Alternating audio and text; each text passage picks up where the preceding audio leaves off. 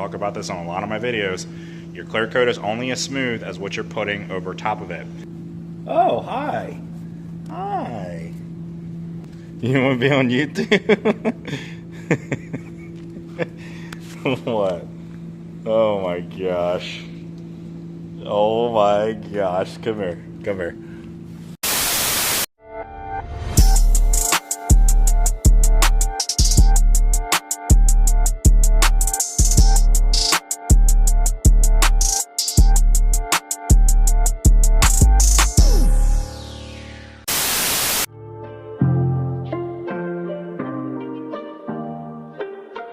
Young fan, play the beat.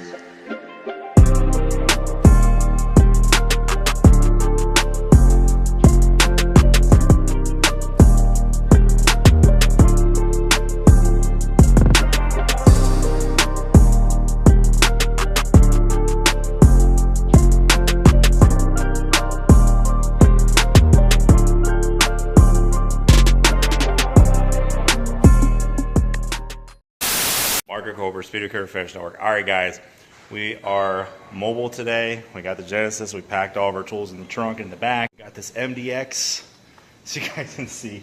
Junkyard door doesn't match, so we're not blending the front door. We are also not blending into the quarter panel, so obviously match is going to be limited. However, we did get the correct variant based off of the VIN, so it should be okay. So I have this dent up here. You know, this is just going to be a sand and fill type of deal. Just going to go ahead and pop the door open, sand it out, put a little filler over it, sand it out again, get it as flat as we can, a little bit of spot primer, and then we're going to go ahead and put a little primer over it. We're going to do like a little bit of a blend. I don't have my tripod on me today, so I'm going to try and film as good as I can, but we're going to go ahead, we're going to get started. Alright guys, so when it comes to like really small dents like this, I just like to grab the 180 grit sandpaper, sand it out really good just so you can get, you know, a good stick. And I like using the 180 grit because you don't have the fear of, you know, the 80 grit scratches in your primer or whatever. We're using the Gula, we're blowing this thing off before we put any body filler on it. This tool is actually really nice if you do body work. We got the SMR15 pourable body filler by Speedokote, and this stuff, it's very easy to work with, spreads really nice, sands really smooth. It actually sands, out of all the body fillers I've ever used, this stuff actually sands the fastest. So it will make your body work fly by really quick. And the key is to kind of sand it while it's still a little bit soft, not like fully hardened up yet. And that'll really also help speed things up a lot. We are sanding the body filler with 80 grit. You know, go ahead and get it mostly flat with the 80, and then you can kind of like switch back to the 180. Like I said, you really, with these mobile jobs, you don't want to do a whole, you want to do as very little 80 grit as possible, because, you know, you don't really have any like primer fillers with you, any heavy primers. You know, you don't want to go ahead and, you know, put 10 coats of icing on it, whatever. The goal is speed. And, you know, once again, because this is mobile auto body, we're not removing any trim or door handles or anything like that. We're just scuffing around it. Oh, hi. Hi. How are you? You want to be on YouTube? What? Oh my gosh. Oh my gosh. Come here. Come here.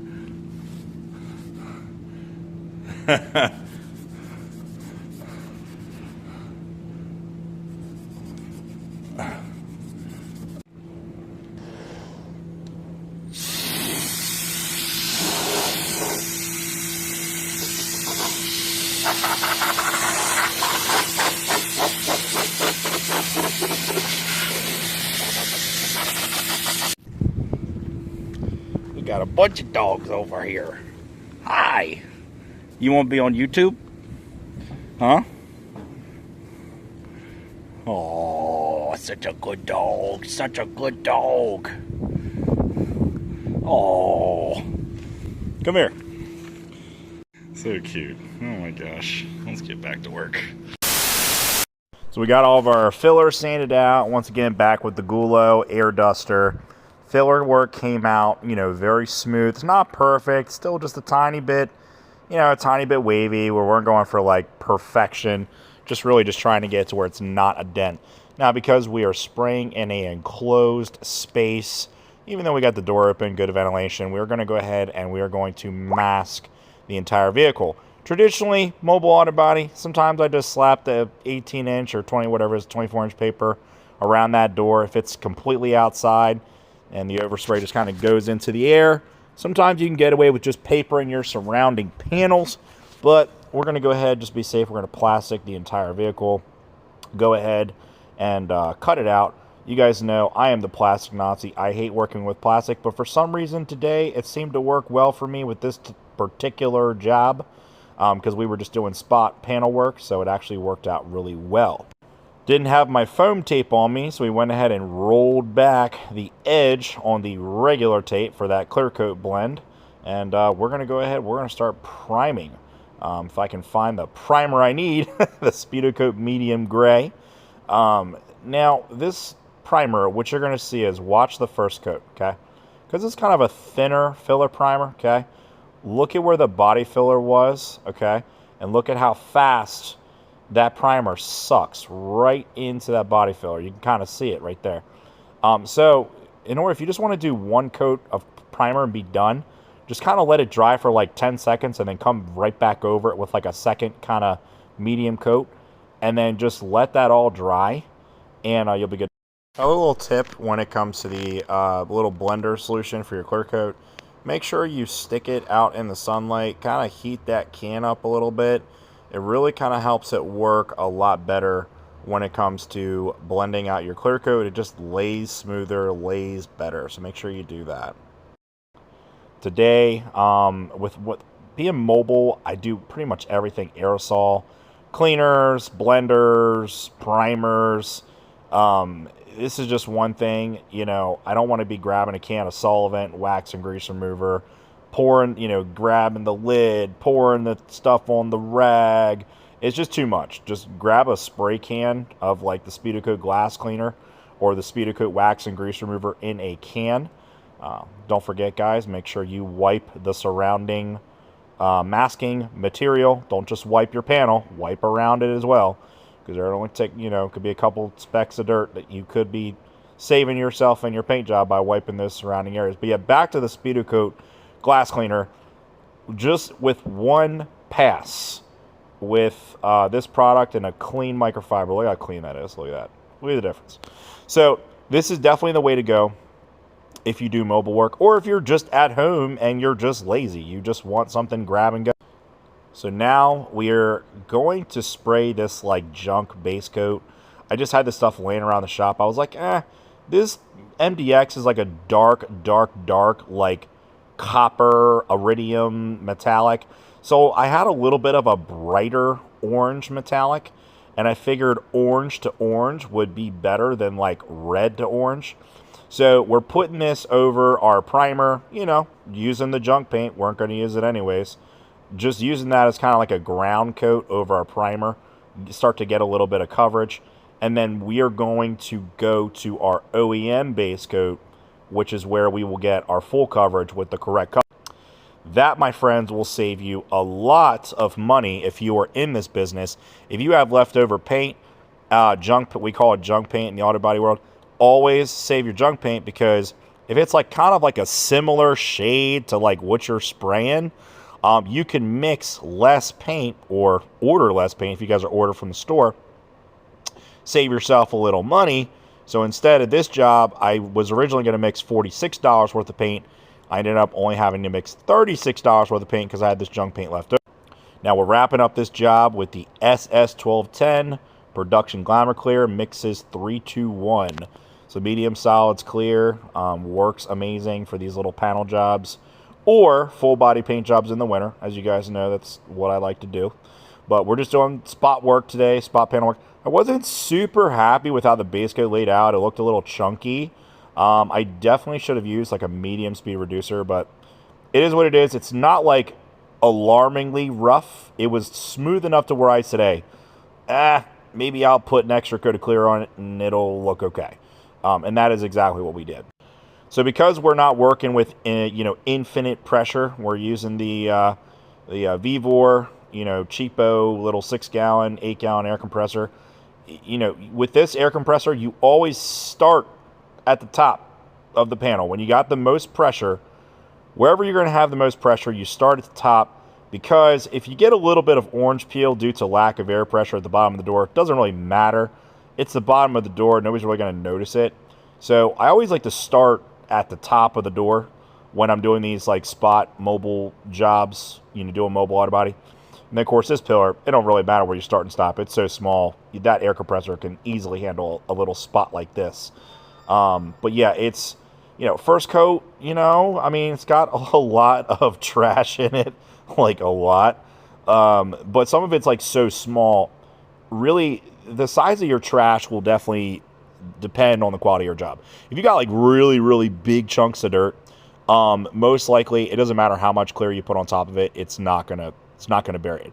If you got like a bunch of little tiny specks of dirt, guys, don't sweat it. Just put on a third coat of clear, and maybe even a fourth if you're comfortable with that, and just bury the dirt. I mean, you guys will be surprised. The worst thing you can do is at coat number 2, if you don't like the way it looks, the worst thing you can do is stop clearing. I see so many guys out there, they stop clearing. I'm like, why'd you stop? You didn't have any runs, you didn't have any sags, the clear just wasn't looking super hot. Keep going with it. Keep spraying on the clear. Now, I'm not here to tell you to do like 15 coats of clear, but 3 to 4 is not out of reach, guys. This job, we did a third coat on the door off camera, which is perfectly normal. There's plenty of painters out there that still do a whopping 3 coats of clear. Back in the day, 3 coats was kind of the standard in the auto body industry. I talked to a lot of guys that painted back in the 90s, working at the top shops, doing the top dog, insurance work, and they were all doing 3 coats of clear on their projects. It just kind of was a standard. I don't know why we reverted back to 2, or just the standard was lowered, but it's just kind of what it is now. But yeah, guys, don't feel super abnormal for wanting to do 3-4 coats of clear. Plenty of guys did it back in the day. I still do it. I still have a lot of old school methods. I think it's perfectly fine to do 3-4 coats in a shot. Trust and believe me, you will thank me later if you ever do it on your project. However, on the pillar, different story. So we started our clear coat in the center of the pillar, and then we stepped each coat out till we got to the edge. That edge has only got 1 coat of clear on that edge, right? You don't want to get your clear coat too thick on your blend edge, because it can cause issues. So that's the thing with the blending. You can only kind of put 1 coat of clear right as you get to that edge, and it can still look good though and last a while.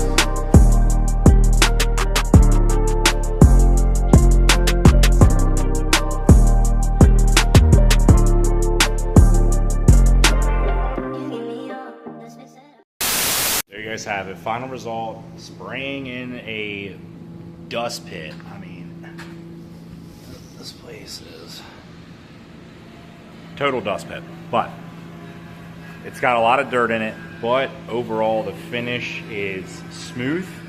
The color match looks to be, if we compare the front here, front of the panel, we didn't put any base coat or anything up here, looks to be pretty close. Did a third coat of clear off camera just to try and bury as much of the dirt as possible. With that, we did get a minor, very minor sag there at the end of the door. Not worried about it. You know, don't think the customer's going to be worried about it either. He was just trying to get the door close to the same color as the rest of the car, but we have to, you know, later on down the road we'll wet sand it out, whatever. But overall, you know, for the conditions, I was also spraying with this like garbage Temu spray gun. I mean, for $70, I mean, it worked okay. Both of my other spray guns, I just didn't like the way they were spraying. They had been sitting for over a year or so. They must have had some dirt or something get in there, clogged some of the air nozzles. I just didn't like the way they were spraying. The Temu gun I had used one time before. I'm like, okay, well, at least we know that one's like almost brand spanking new. So we used that for the clear, and I just wasn't super happy with it. Fan was like super small, had like a little like, I don't know, 4 or 6 inch fan, but yeah, it just wasn't really working for me. But being the terrible conditions, not using a spray gun, I've literally used one time, so I really don't, I'm not super used to it. All that being said, I am pretty happy with the results. These blends, the Sullivan is still kind of like evaporating out of that, like you can see. So it's still, you let that sit out in the sun for a day, take a little bit of compound with a microfiber just by hand and just go over that little edge, and it'll all, you know, melt in. That'll look fine. It is one of my ugliest blends I've done as of recently, but that is fixable, and that is fixable very easily. Maybe 5 minutes with a microfiber towel and just a little bit of polish by hand. That'll be great. Now, is this fixable? Yes, it is, because we got 3 coats of clear on it. But is it worth fixing? Not really. This is one of those things, you untape it, send it on down the road. I mean, this thing has so many other, you know, imperfections in it. You know what I mean? It's just, yeah, it's just got a bunch of little stuff with it. You know, we're happy with it for what we put into it. We're happy with it. Customer's happy with it. That's all that matters. You know, at the end of the day, terrible conditions. Probably because it could have used 1 step slower speed on the base coat. It is about 50 degrees outside, so it's time to start switching back to the mediums instead of the fast. I should use a medium reducer with the base coat. That makes a huge difference, guys. I talk about this on a lot of my videos. Your clear coat is only as smooth as what you're putting over top of it.